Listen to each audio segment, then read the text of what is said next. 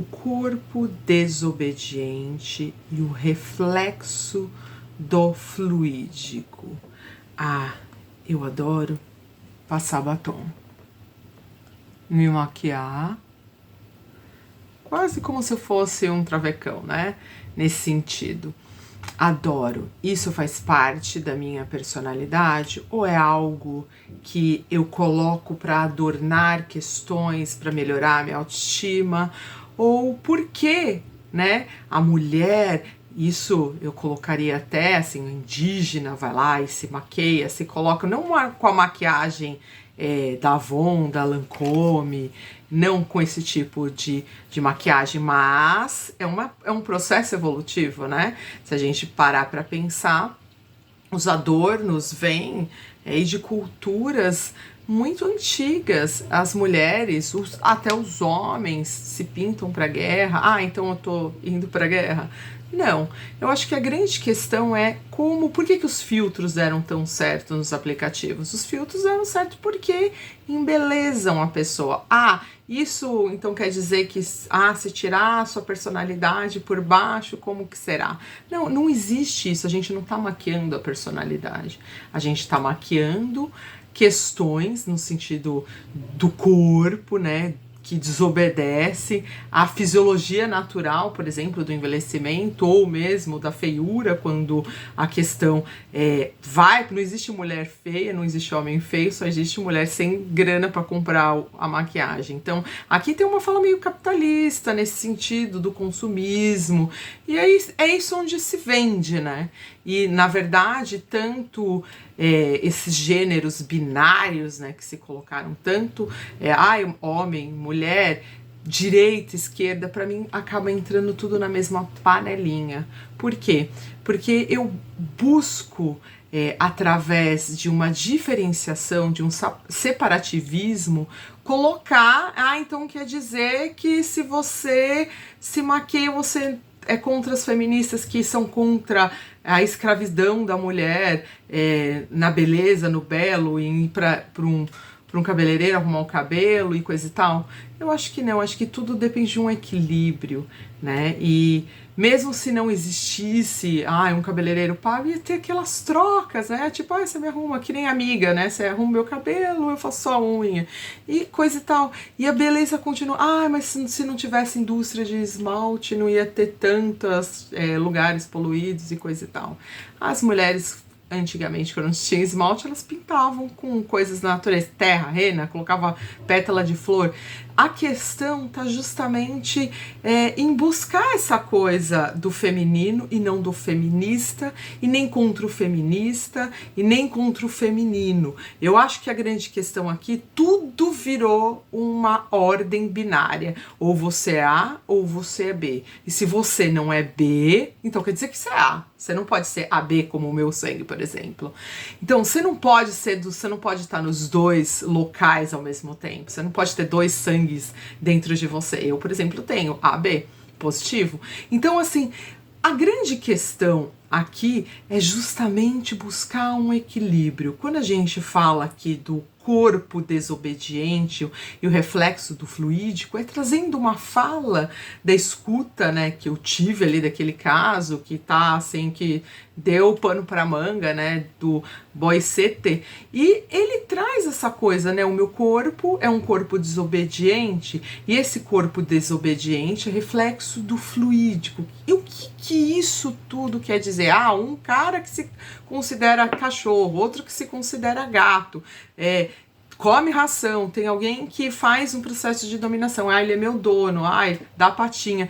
Então, essas coisas todas que estão aparecendo, né, esse GLBT, QI+, né, porque esse QI+, né, gays, lésbicas, trans, simpatizantes, e esse Q de tá em questionamento, se quer ou não quer, esse I de intersexo e esse mais que classifica todas as questões aí da pansexual, de questões que ainda estão ali passando por um processo de transição e são aderidos na questão da respeitabilidade.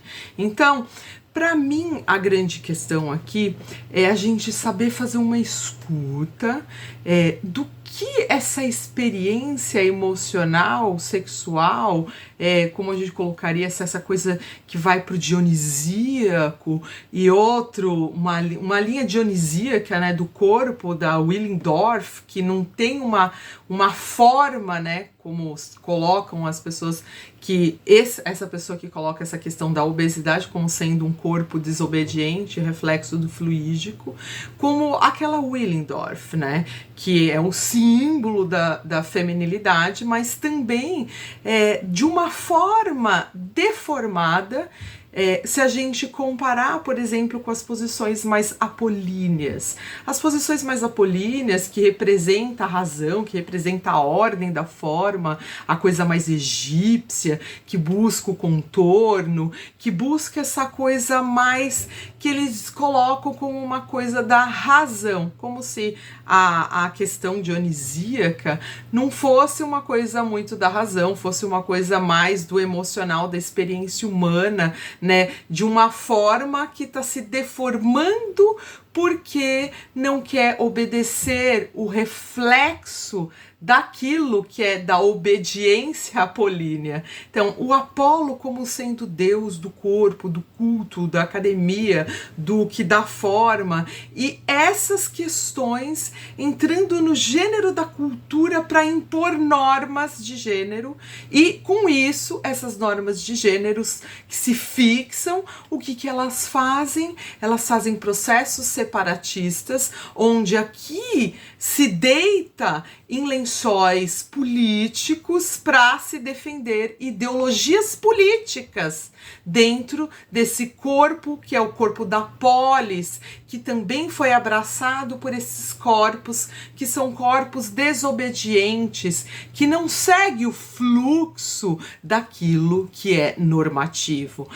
O normativo, o binário masculino e feminino, normativo, normas, as regras apolíneas de um corpo perfeito que representa a razão.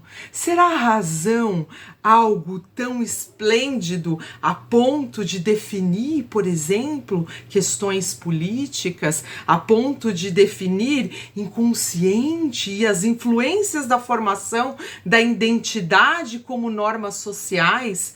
Aqui há algo de uma internalização que a gente tem que passar por processos aqui de identificação e espelhamento, quase que dentro de um estágio de espelho lacaniano, para poder dar significado para aquilo que é do individual, do singular, que faz eco na universalidade. E esse eco da universalidade, sim, ela traz aqui um reflexo nas questões da polis, da política, e de como os nossos olhares, as nossas lentes sociais caminham para uma experiência subjetiva, que na verdade é coletiva de identidade. Então quer dizer que o diferente não tem lugar dentro daquilo que é racional, apolínico, daquilo que é o que dá forma,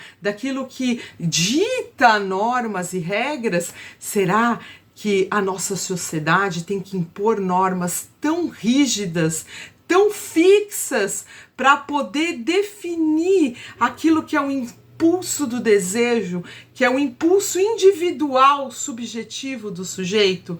Aqui a grande questão psicanalítica a ser trabalhada é a formação de identidade dentro de um gênero da contemporaneidade. Se a gente não pensar na contemporaneidade, a gente vai acabar entrando naquelas questões estritamente tradicionais binárias e que coloca os sujeitos que estão dentro desse processo, né, de quase que de uma desobediência civil, quase que de uma desobediência da polis política, e isso sim traz um reflexo para as questões desses gêneros, e é por isso que eles se colocam ali como uma forma, né? Precisamos defender uma categoria, precisamos estar dentro de alguma categoria para poder existir.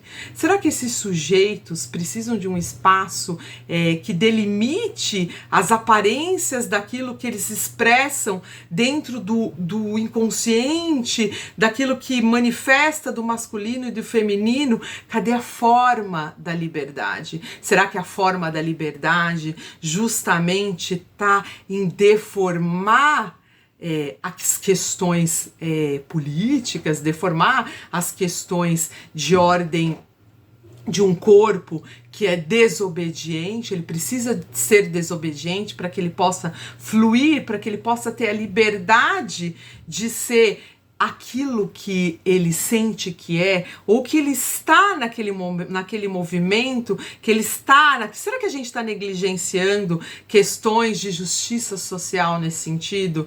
E colocando as nossas críticas culturais, as nossas críticas políticas e o separativismo depois aqui, ó, olha, direita e esquerda, olha, agora a gente tem vídeos na internet que coloca assim, se esse cara se denomina um cachorro, olha, ele tá na coleirinha, se ele é um gatinho, miau, miau, será que essas pessoas malucas, né, elas só podem ter votado em quem, né? Elas só podem ter votado na esquerda, né? Logo, são pessoas que estão deformando, né, a forma, quase que num formato Willendorf, para poder ter um significado de pertencimento dentro de uma questão quase que emocional, dionisíaca.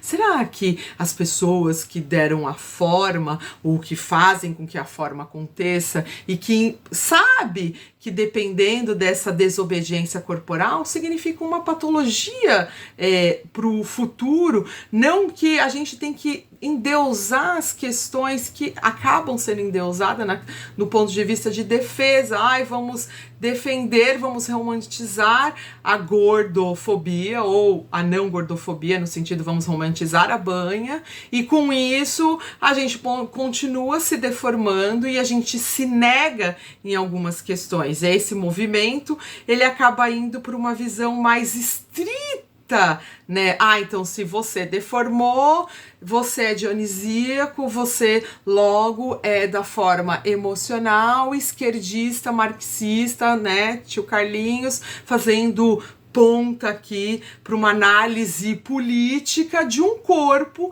e de uma classificação de gênero. Será que o contrário é o Deus apolínico da forma, que dá forma e que dá razão? Será que a liberdade está presa justamente nas questões totalmente normativas, e essas questões normativas faz com que você alinhe o seu biológico e dê a você o significado de ser homem e ser mulher, e se você é homem e ser mulher, logo você tem que performar numa forma que é socialmente aceita e que é socialmente desejada do ponto de vista do geral, né, do global. Olha, vamos todos medir o desejo do outro, o movimento do outro, seja ele binário, seja ele não binário, fluídico, seja ele GLBTQI+, e de repente essas culturas, esses gêneros, essas falhas, né, da crítica que a gente tem de uma análise política, cultural, acaba colocando questões separativistas. Óbvio, se você é um gatinho, se você é um cachorro, se você é um GLBT, você provavelmente é um esquerdista, é um marxista. E se você é um marxista, você é do conceito da androgenia, que busca transcender as normas de gênero e quer frequentar as ideias que vão a favor daquilo que é contra a família. Então aqui tem questões que estão sendo levantadas para trazer para o campo político questões de voto fato, né? Olha, tu que tem aí todo um aspecto, né, apolíneo, tu vem pro meu lado porque você faz parte da direita. Agora, você que é uma pessoa que tem uma deformidade, você que é uma pessoa que não sabe muito bem em que lado você tá, se você é de direita, se você é de esquerda, se você gosta de macho ou de fêmea, ou se hoje você tá fluídico, se você hoje tá aqui sentindo um tesão em ser cachorro, né, em ser gato, e de repente você quer ter essa liberdade de falar uau uau, e vem aqui, tem um dono, né, bem a música da Kelly Key, né, vem aqui meu cachorrinho, que agora, né, se eu sou dono, sei lá como que é essa música direito, mas no fundo é estabelecido aqui uma questão de gênero, e esses gêneros, eles entram de novo naquela inserção que vai para a formação da identidade, da questão contemporânea, e ao mesmo tempo que tem um reflexo na política, nos processos de identificação, como se fosse um espelhamento. Óbvio, se você se espelhou na Willendorf, se você se espelhou na deformidade, se você se espelhou no dionisíaco, em se entregar aos seus desejos, ao prazer da carne, do culto ao deus Baal, vinho, você provavelmente é de esquerda. Agora, se você se identificou dentro de uma forma, se você se identificou dentro de uma norma, se você faz academia, se você malha, se você cultua o corpo por uma questão de saúde, por uma questão de que você quer cuidar dos seus aspectos, não levando em consideração que você está dentro de um processo de um espelhamento de identificação. Olha, eu olho no meu espelho e eu quero ter o corpo belo. E isso já dita, né? Ai, se você está num processo de malhação, né? Ou de treino, né? Para quem não gosta de falar malhação, se você está treinando, óbvio que você tem um corpo apolíneo e logo o corpo apolíneo pertence a um gênero, né? E esse gênero pertence a um grupo na polis que tem uma visão política X. E essa é a grande questão que a gente tem que trabalhar dentro do campo psicanalítico. As influências da formação de identidade como normas sociais que identificam uma internalização de um processo singular que vai para um espelhamento daquilo que representa o sujeito, esse corpo, essa polis, né, dentro do processo político. Então, a grande questão aqui é a gente definir que as normas sociais e culturais, elas não podem controlar a identidade de gênero. Bem, é o que eu tenho aqui para vocês.